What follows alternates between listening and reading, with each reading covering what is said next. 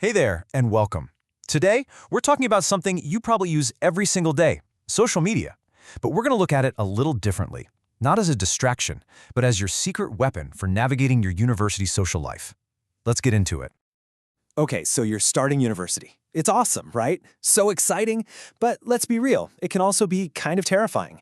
You're in a new city, maybe even a new country, surrounded by thousands of new faces.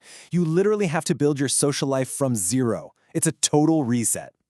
But what if I told you that the key to cracking this whole social scene is something you're already carrying around?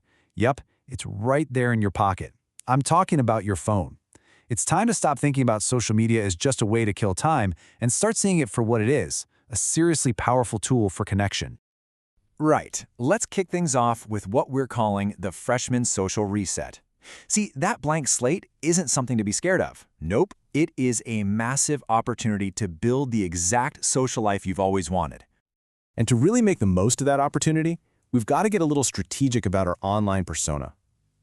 You know, before you even post a single thing, it pays to do a little groundwork. A plan helps you pull in the right kind of people. And that plan, well, it really boils down to three simple, foundational actions. First, figure out your goals. Second, choose the right platforms for those goals. And third, be intentional about crafting your online presence. Let's break those down. First up, goals. And I mean, really ask yourself this. What do you actually want to get out of this year, socially? Are you trying to find a solid study group for that killer bio class? Are you dying to join the hiking club? Or maybe you just want to find one or two awesome friends to grab a coffee with. Knowing what you want makes everything else so much clearer. Next, platforms. And this is a big one. Not all social media is the same. I mean, you're not going to use LinkedIn to find out where the parties are, right? And you probably shouldn't use Instagram for super formal networking. You've got to pick the right tool for the job. Think of Facebook for all the official university groups and event pages, and Instagram to get a more casual, visual vibe of what clubs are up to. So, how do you build that positive presence online? Well, the number one rule is authenticity. Just be you. But maybe the version of you that you're okay with a professor seeing. Share stuff you're genuinely into, and when you comment on things, make it thoughtful. That's how you'll start attracting people who are on your wavelength. Okay, we've laid the groundwork. Now for the really fun part. Let's talk about turning all that passive scrolling into active engagement and actually making some real connections. Honestly, one of the most powerful things you can do is find your people online. Every single university has tons of clubs, societies, and groups. Go find their social media pages and join. This is like your digital front door to entire communities built around things you already love, whether that's coding, improv comedy, or Dungeons & Dragons. And hey, do not sleep on virtual events. They are such a low-pressure way to meet people. You can just pop into an online club meeting or a guest lecture right from your dorm room. Jump into the chat, ask a question.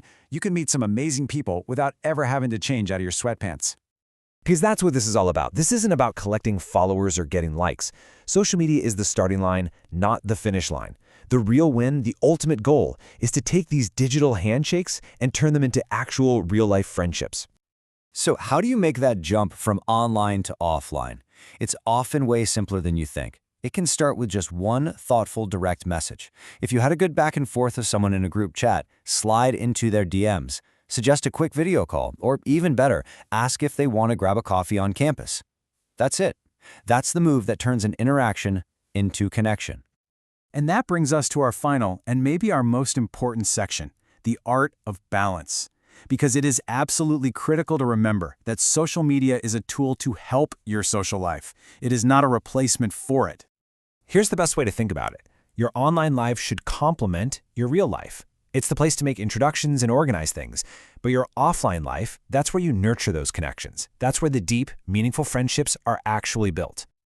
So how do you keep that balance? Well, you've got to set some boundaries. Maybe set aside specific times of the day for scrolling. Make it a priority to actually show up to things in person. Go to the campus events, go to the club meetings, be present, and just be mindful of what you're consuming and sharing. So if you take away just one thing from all of this, let it be this. Use social media to open the doors, to make the intros.